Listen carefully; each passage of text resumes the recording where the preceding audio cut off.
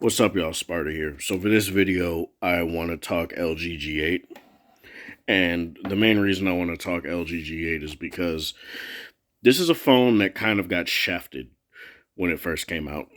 um, for reasons that are honestly stupid. And I wanted to check up on it almost 2 years later. Basically 2 years later, because I think it did release around like March. So around 2 years later. And let's get into this. So, Snapdragon 855 in this phone, obviously. Two cameras on the back. This is the regular G8, not the G8, I think, S or the G8 Plus or whatever that had the three cameras on the back, which just added a telephoto lens. So that's just something that isn't on here. Really good cameras still. Fingerprint sensor on the back, which is really nice. You got your flash. If the S20 will stop focusing on my arm and focus on the phone. Got your single LED flash there, pretty damn bright. No issues there. Got your Google Assistant button right here. Let me just take it out the case.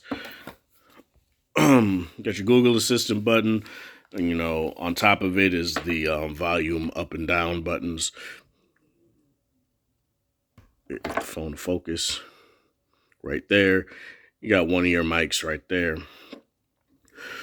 One of the claims to fame to the G8, the headphone jack with the quad DAC.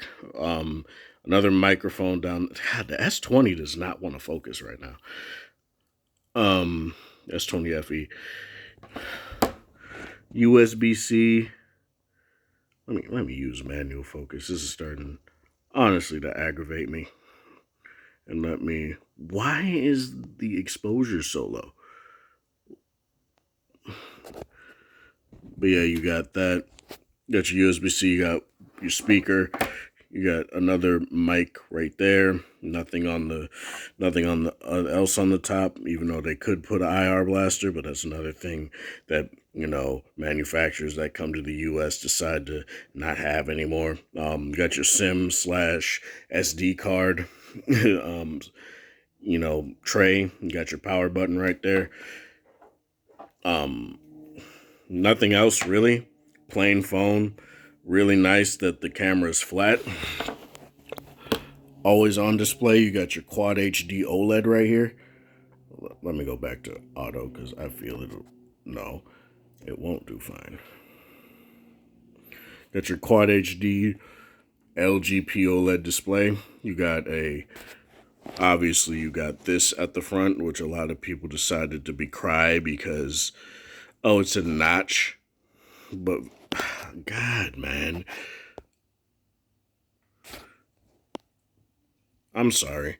The goddamn the S20 FE does not want to cooperate right now.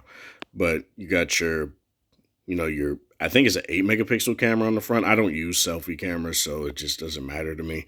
With your flood and dot sensors at the front for your facial recognition and your hand gesture stuff, which I will get to in a moment, and one of the reasons why people decided to say this phone is bad or not worth the money or whatever, but I will get into that, like I said. You got a speaker inside the display, so there are issues with that, but overall, I do feel if they decided to stick with it and implement and iterate on it even more, they could have made it better, but there are issues that I will talk about. In terms of overall design, I do feel this phone is a very nice looking phone. Sure, it's a slab, but every phone is a slab. I don't understand why people say that when it comes to LG or Sony, but when it comes to Samsung, they just say, oh, it's so pretty though, and that's pretty much all they say. I do like the Terminator-esque gray that's on that this phone has. It's I think it's called platinum gray. It's a very nice color. Like I wanted the red, but honestly, this color is not bad at all. Looks really nice. The phone does indeed seem like it has its own identity with this. It looks like a just a souped up. It looks like a souped up G6, but it very is. G6, G7, G8 have very similar form factors. Obviously, they get bigger and stuff like that over time. God, the S20 does not want to stay focused because it wants to focus on my finger for whatever reason. But the G8, like I said, G6 through G8 pretty much. The G7 and G8 are very similar in form factor. They're tall and they're tall, I think this is a 6.1 inch display. And it just feels very nice in the hand to me personally. As you guys can see, I do have pretty big hands. So even though this is a smaller phone compared to like say a V60, it's not uncomfortable to use. It doesn't feel like a toy, like say even a 12 Pro feels sometimes in my hand. It feels nice, and that's something that's very good in my opinion. Again, the flush camera is nice. It's good and bad in some ways. Like it's good because you don't have a camera bump. It's bad because you put your phone right on the table or whatever flat right that like this. You could potentially scratch the, obviously where the camera is because there's no protruding lens, so you don't know how bad that is, right? So that's something that could potentially be a problem. Again, you got face unlock. I'm going to try to do this. I think I may have to unlock the phone manually. Yep. So I think I fucked that up. So sometimes you got to do that. And as you guys can see, it unlocks very quick. You do have raise to wake on here too. So I do this and look how quick that is. Like that's very fast. I'll do it one more time for you. Look at how fast that is. It's very nice. It's very iPhone-esque and not in a way that's like, oh, it's just copying Apple, but it's not doing it as good. I've found times where even this is on par with the 12 Pro Max in terms of its speed. It feels as fast. Like I don't necessarily have any sort of issues with it. Obviously, if you have your phone bogged down, it's going to go slower. I don't have much on this phone anymore. I did factory reset it, so that's just something that I do want to touch on. And if you don't want to use face unlock, you still have a fingerprint sensor on the back, and it's still very fast. It's very quick. I don't have it enabled because I've just been fine using the face unlock, and it's just been nice. And the best part about it is that the face unlock works in the dark. It doesn't have to brighten up the screen because it has that dot and flood sensor on the front, very much like an iPhone. So that's very good. And it's just fast. It's quick. No issues with that whatsoever.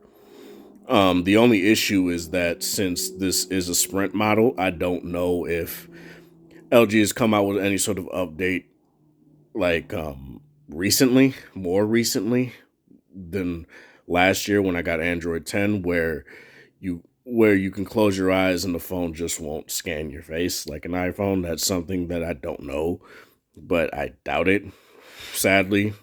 And that's just something I hope they did, but I'm pretty sure they didn't do.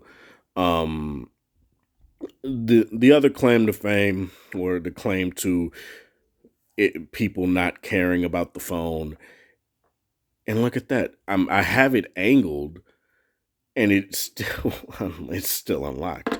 I'll just keep it unlocked from here on out. See Cammy's thick legs there. Let me clear that. The other claim to fame is the hand ID, or the hand gesture thing. Both LG and Google decided that they wanted to do this not last year, 2019. And both of them were pretty much met with the same collective meh. I think Google got a little bit better reception from it because it was just easier to use. But both of them were just like not great. But the problem that I have with it, and I guess I'll enable it here just so you guys can see. Give it a second. I don't know why this happens where it has to prepare the search, but and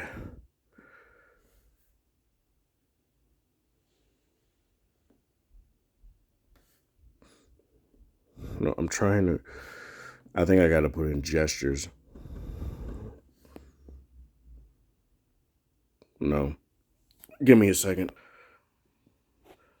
Okay, so here's the problem, right? And this is why I kind of can get why people was why people don't. It takes a little bit of practice, right? So as you guys can see, I have the guide up there, but no matter what I do in terms of trying to control it, it just won't do anything. Now I do also have it to where it'll scan my hand too. I'm trying to. I could never get this to work, so that's why I never really use it. And I would advise, unless you really want to get it down and you really want to practice with it, just don't use it because it just wasn't polished enough. And I feel they could have done a little bit better and able to make sure that the sensor can indeed sense when you have your hand in front of the sensor. It was cool to have, don't get me wrong, but I just don't think it's the key feature of the flood and dot sensor on this phone. The key feature to that is definitely the face unlock. Because, like I said again, it's very fast, it's secure, way more secure than what you get with, say, a Samsung phone with just a singular camera on the front, or any other phone that just has a camera and then has a face unlock option. And to me, that just makes more sense than just, worrying about the stuff that doesn't work that great, like the air motion. It just doesn't work that great. You have to get the practice down, and due to the fact that I haven't done it in forever, it just doesn't really work all that well at the moment. So let me talk about the stuff that this phone can still really do well, that I do feel people should definitely take notice of. Obviously, this is not the G8X, so you don't. Oh God, hold on. This isn't the G8X, so you don't have the dual screen option on here. Obviously, that's a G8X feature. The V50, when this phone came out, was the only phone that had the dual screen, because obviously it was the first phone with the dual screen case. G8X came out like later in 2019, so that's the second phone that had it. Then obviously V60, then Velvet. And I feel for just a phone that can do a lot of stuff, this phone is still really nice. You can still render 4K video very quickly on this phone. It still outperforms an iPhone 12 Pro and 12 Pro Max. It stomps the A14 no problem. Like, in terms of 4K 60 video rendering, I've done it. And it's just crazy that that's still a thing. It takes going back to a Snapdragon 845 phone for the A14 to even have a chance.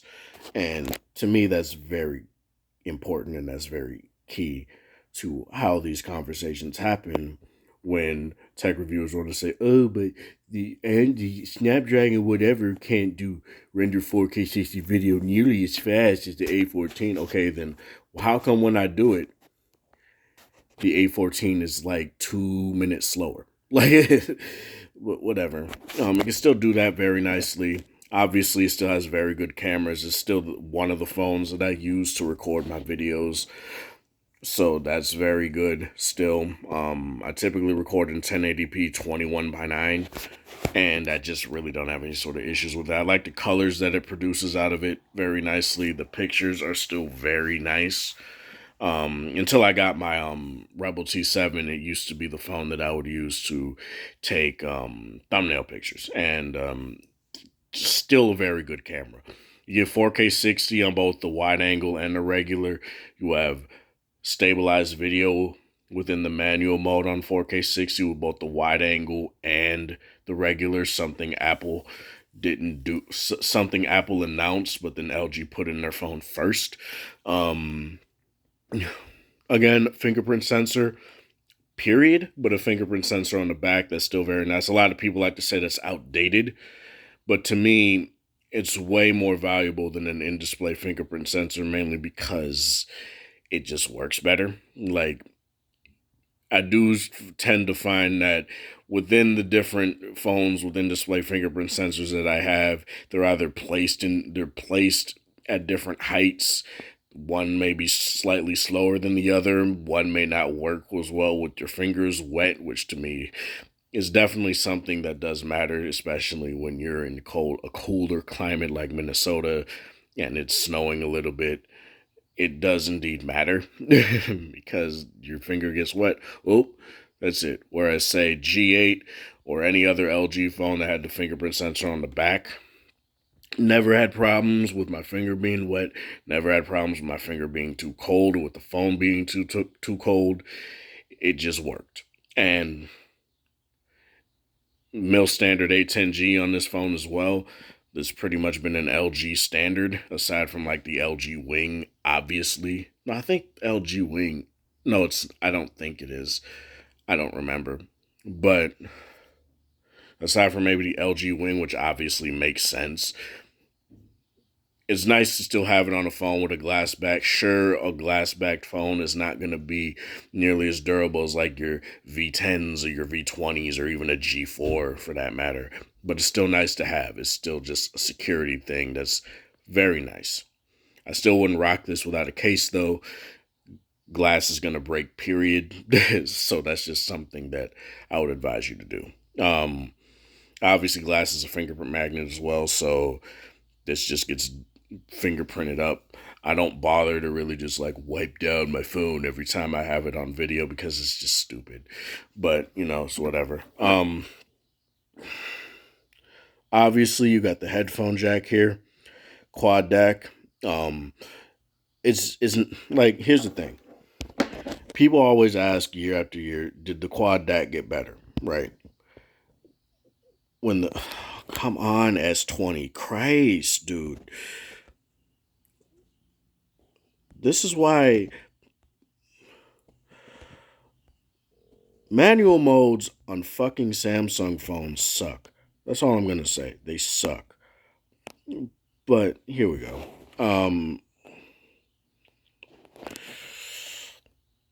Quad DAC. Everybody every year asks, did the headphone jack did the quad DAC get any better? Is it worth upgrading from a G7 to a G8 solely for the headphone jack? What I'll say is this: year after year, they do get better, but it's not to the point where I would say that you would definitely notice it. There is going to be a difference between G7 and G8 because I think with the G7, I think B&O tuned it, and with the G8, Meridian tunes it. If you go from G8 to V60, Meridian tunes this, and LG just tunes the V60. So there are definitely differences there, and in terms of how they're tuned and stuff like that, it just honestly comes down to personal preference. And to me, the G8 still outputs a fantastic audio experience, especially for a phone, right? There's no phone on the market other than the V60 and other LG phones that come close to this. So it's just something you'll just have to take. And on top of that, LG doesn't skimp on audio codecs either. So let me go into dev options here. Let me go into auto mode.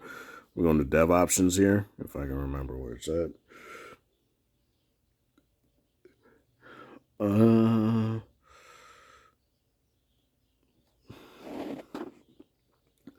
It's kind of weird looking. Bluetooth audio codec. As you guys can see, SBC, AAC, aptX, aptX HD, LDAC, optional codecs or disable it. Whereas Samsung doesn't have aptX HD. I do still think they have aptX, but they just have 4. And obviously that's not that big of a deal because they're just missing 1 and not very many things use aptX HD. But it's something that I feel definitely is key when it comes to, say, if you want the best possible Bluetooth audio out of your phone.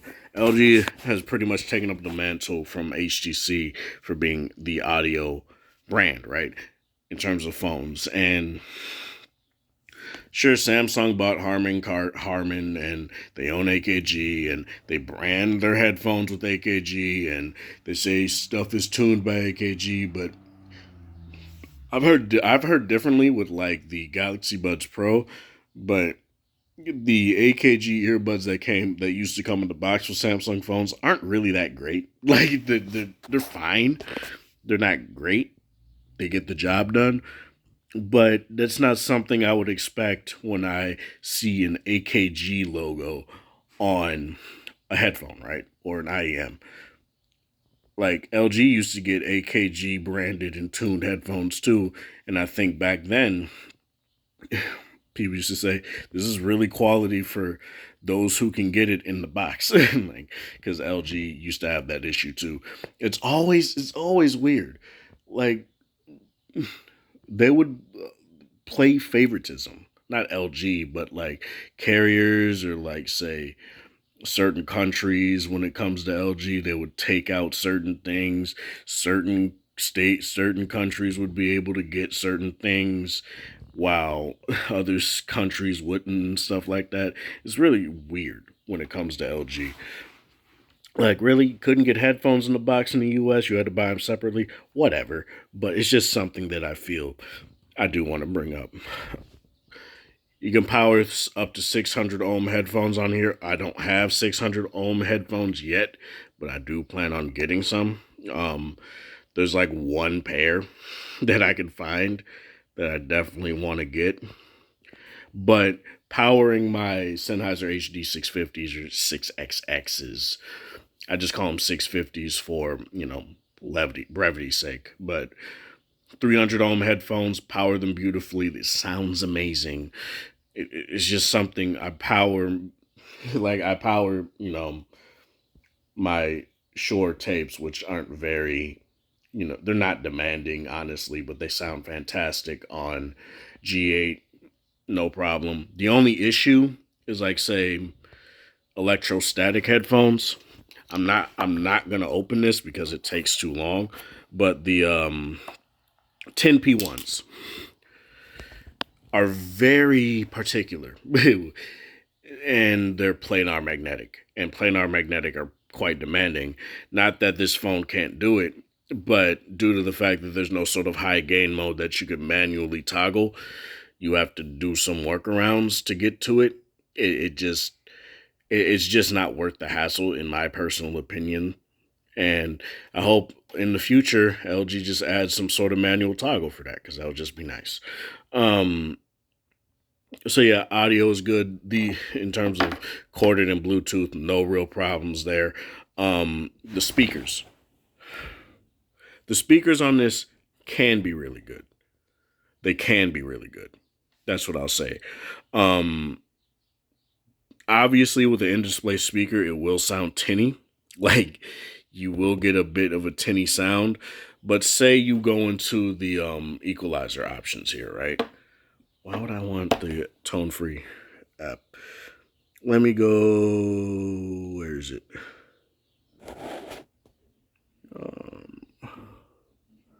So I don't really have this phone set up for this stuff. So I'll go into GTSX 3D surround sound to easily get to the equalizer settings. Obviously, you put all the bands up and you turn on the 3D DTSX 3D surround sound. These speakers will sound very nice, very loud. Honestly, it also depends on, say, the YouTube video, how the audio is tuned and stuff like that. That's always something I do want to preface it with, because a lot of people don't talk about that it honestly does depend on that too. If someone mixes their audio lower, obviously the video is not going to sound loud. So that's just something that you got to keep in mind. But from, what I've experienced with this phone with the nearly 2 years, speakers can get really, really loud, clear, but it will have a little bit of a tin sound because obviously the display the in-display speaker is just what it's gonna be. And that's something you got to live with. There's no sort of software tweak you can do with that or anything like that. So for what they did with this phone in terms of its display, and the display is beautiful, everything like that, and having the face unlock, I do feel it's worth it to have the in display in there and not have an even bigger notch. So that's just nice. I was never able to use this phone really for calls. It's locked to Sprint, so I couldn't use it with Google Fi ever. So in terms of what this phone does in terms of call quality, I just have to go by what other people say.